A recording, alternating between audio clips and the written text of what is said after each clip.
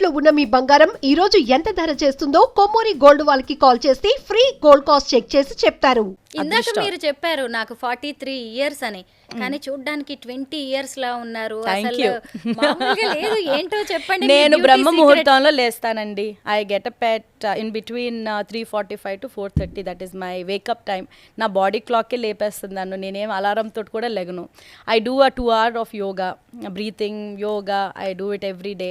దాని తర్వాత I start my day also very early. Work calls కానీ లేకపోతే ఏమైనా పెండింగ్ ఉన్నా కూడా నేను యాక్చువల్లీ స్నానం చేసేసి 7 o'clock నుంచి స్టార్ట్ చేసేస్తాను. So this is my every day. And at least వీక్కి 3 times వర్కౌట్ చేస్తాను, స్ట్రెంగ్త్ ట్రైనింగ్ చేస్తాను. I do a lot of kick boxing and I work out on my mind, body, soul. కొన్ని మెడిటేషన్ సెషన్స్ చేసుకుంటాను, sound healing చేస్తాను. You should come home sometime. Sure. So I do I'll do a lot of things every day. So morning routine ఉంటుంది, skin routine ఉంటుంది, ప్రాణాయామం చేస్తాను, జలనీతి చేస్తాను. I'm student of Isha also, Sadhguru.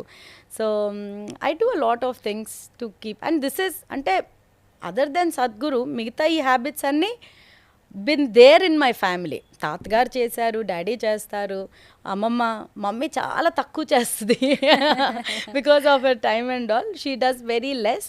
But everybody else, ఇంట్లో అన్నయ్య అందరం we are all use to this pattern. So హ్యాపీగా లోపల నుంచి ఉన్నాం అని అంటే basically it shows out side. Shows out side. బాగా ఆనందంగా లోపల నుంచి ఉన్నామని అంటే బయటకు ఆనందంగా ఉంటే యంగ్గా కనిపిస్తాం.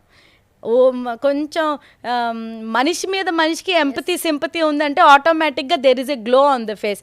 24 గంటలు రాజకీయ బ్రెయిన్ తోటి ఆలోచిస్తే తొందరగా ముసలిలో అయిపోతాం అనిపిస్తుంది. అమ్మో, మీరు సూపర్ అసలు గ్రీష్మ గారు. అసలు ఒక పాలిటీషియన్ అయినా ఈమె ప్రతిపక్షాలని మాట్లాడే వ్యక్తేనా అనిపిస్తుంది నాకు. Public servant, not politician. Excellent. I'm a public servant. 24 hours available public servant. Okay. మామూలుగా అసలు తొడగొట్టడం అనేది మగవాళ్ళకి సంబంధించిన విషయం, వాళ్ళే చెయ్యాలి అన్నట్టుగా ఉంటుంది. అలాంటిది మహానాడులో మీరు తొడగొట్టి వైరల్ అయిపోయారు. ఎందుకు అలా అనిపించింది ఆ క్షణంలో మీకు? తొడ అనేది మగవాళ్ళకి ఆడవాళ్ళకి అందరికీ ఉంటాయి. సో దానికి జెండర్ పెట్టడం అనేది న్యాయం కాదు. పౌరుషం అనేది అమ్మాయిలకి అబ్బాయిలకి అందరికీ వస్తుంది. కోపం కూడా జెండర్తో సంబంధం లేకుండా, వయసుతో సంబంధం లేకుండా వస్తుంది. గత ప్రభుత్వంలోని వాళ్ళు చేసిన అరాచకాలు, మాట్లాడిన మాటలు, పొలిటికల్ వెండేటా, అవన్నీ ఒక్కొక్కటి సార్ని అసెంబ్లీలో బాధపెట్టి మాట్లాడటం, అసెంబ్లీలో లేని వాళ్ళ గురించి మాట్లాడడం, భువనమ్మ గురించి మాట్లాడటం, అంతా చనిపోయిన మాధవరెడ్డి అంకుల్ గురించి మాట్లాడడం, ఈ అమరావతి రైతుల్ని కడుపులోని తన్నేసి పెయిడ్ ఆర్టిస్టులు అని చెప్పడం, నన్ను ఒక డిబేట్లోని రేప్స్ ఎందుకు ఇలా ఉమెన్ మీద జరుగుతున్నాయి అని అంటే నేను ఎవడైనా రేప్ చేశాడా అని అనడం. These are all failed up. నేను ఇప్పటికీ అంటాను, మహానాడులోని నేను మాట్లాడటం అనేది నాకు ముందు చెప్పలేదు. నాకు 15 నిమిషాల ముందు మాట్లాడాలమ్మా, ఇదిగోండి సబ్జెక్ట్ అని అన్నారు. సరే అన్నాను. కానీ ఆ స్టేజు, జనాలు, నాలో ఉన్న ఆవేశం అంతా ఒక సంక్రాంతికి కలగూరలాగా అయిపోయి అంతా ఫ్లేరప్ అయిపోయి బయటకు వచ్చేసింది. ఇట్ వాజ్ మమ్మీ ఫస్ట్ రోలోనే ఉన్నారు. నేను మాట్లాడి వెనక్కి తిరిగేటప్పటికి పాపం ఆవిడ శూన్యంలోకి చూస్తుంది. ఆవిడకి ఇది నిజమా కళ, నేను ఇప్పుడు వినింది నిజమా, నేను చూసింది నిజమా. అయితే రూమ్కి వెళ్ళిన తర్వాత ఒకటే మాట మమ్మీ, ఇప్పటి వరకు గ్రీష్మ అంటే ఏంటో మన ఇంటి వరకే తెలుసు, ఇప్పుడు రాష్ట్రం అంతా తెలిసిపోయింది. నీ మైండ్ సెట్ ఏంటి, నీ థాట్ ప్రాసెస్ ఏంటి, అంతా ఇప్పుడు ప్రజలకు తెలిసిపోయింది. You are a open book now, you have to deal things your way అని అన్నారు. ఇంతకీ ఆంధ్రప్రదేశ్లో కూటమి పాలన ఎలా ఉంది ఇప్పుడు వరకు? కూటమిలోని ఏం చేసినా కూడా, ప్రతిరోజు ఏం చేసినా కూడా ప్రజల పక్షాన, ప్రజల కోసం ముందుకెళ్తుంది. డబుల్ ఇంజిన్ సర్కార్ కాబట్టి మనం 2014 నుంచి 19 వరకు ఏవైతే చిన్న ఫ్లాస్ తోటి వెళ్ళామో, ఎగెయిన్స్ట్గా బీజేపీకి వెళ్ళి మనకి కూటమిలోని ఏదైతే ఫ్లాస్ ఉన్నాయో అవన్నీ సెట్ చేసుకొని 2024లో మనం తీసుకున్న ఎవ్రీ స్టెప్ మా కూటమిలో మాత్రం ఒకటే ఏంటి అని అంటే, for the betterment of the state. ప్రజల్ని దృష్టిలో పెట్టుకొని ప్రతి డెసిషన్ తీసుకుంటున్నాం. ఇది ఏదైనా సరే తిప్పి కొడుతుంది అన్న ఇంటెన్షన్ తోటి ఏది చేయటం లేదు. ఏది దానికి అడుగు వేసినా కూడా బెటర్ అవుతుంది.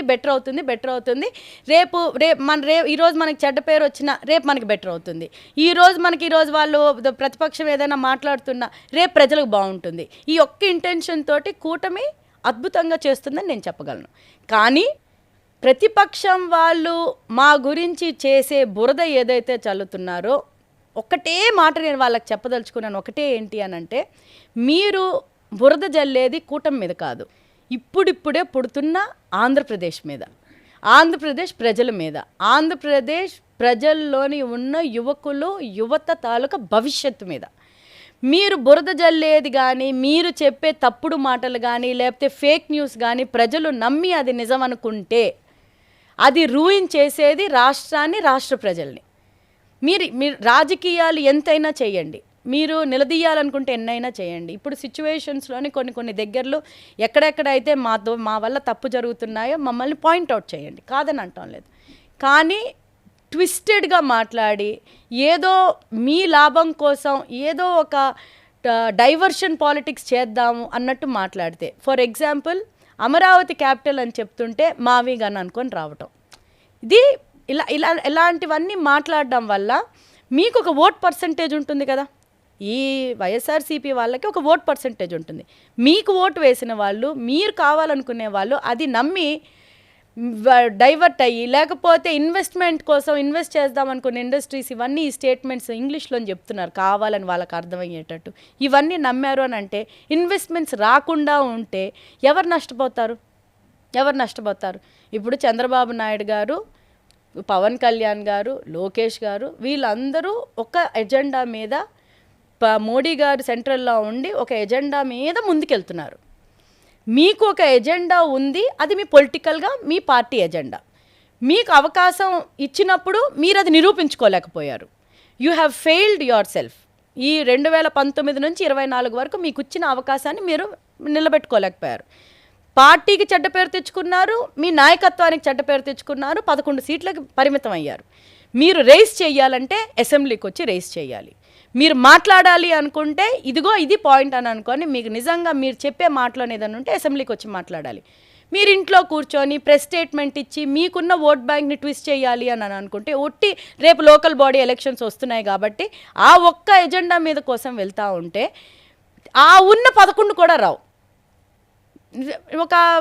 ఒక జోక్ పార్టీ లాగా అయిపోతుంది. ఒక వైఎస్ఆర్సీపీని గద్దె దింపడానికి ఇన్ని పార్టీలు ఏకం కావాల్సిన పరిస్థితులు వచ్చాయి. టీడీపీ సింగిల్ గా ముందుకు వెళ్ళలేని పరిస్థితులు ఉన్నాయా? మాకు కూటమిలోనే చాలా సుఖం ఉంది. సింగిల్గా వెళ్తామా, డబుల్గా వెళ్తామా, ట్రిపుల్గా వెళ్తామా కంటే మాకు ప్రజలు ఇంపార్టెంట్. ఇది సెల్ఫ్ ఈగో, సెల్ఫ్గా మా యాటిట్యూడ్, మేము వెళ్ళిపోతాం, మేము సింపుల్గా సింహం ఈ టైప్లో మాట్లాడడం కాదు. ఇది బాధ్యతతో చేయాల్సిన పని, ఇది ఈగోతోటి తీసుకోవాల్సిన పని కాదు. మాకు ఈగోలు లేవు. మేము ఇది 15 సంవత్సరాలు మినిమం కంటిన్యూ చేస్తామని అనుకొని అటు చంద్రబాబు నాయుడు గారు చెప్తున్నారు, ఇటు పవన్ కళ్యాణ్ గారు చెప్తున్నారు. ఒక chief minister, deputy chief minister చెప్పిన తర్వాత కూడా మాకు ఎలాంటి ఈగోస్ లేవు, మాకు ఏ ప్రాబ్లం లేదు. మాకు ఓటు చీలకూడదు. ఎక్కడ కూడా స్ప్లిట్ ఆఫ్ ద ఓట్ జరిగింది అని అంటే ప్రజలు నష్టపోతారు, రాష్ట్రం నష్టపోతుంది. మేము ఇప్పుడు కష్టపడి అందరం నిలబెట్టుకుంటున్న అమరావతి పాడైపోతుంది. ఇది అసలు అవసరం, ఇది ఇంటెన్షనే లేదు. ఎవరో నలుగురు మేమే సోలోకి వెళ్తే వెళ్ళమనండి.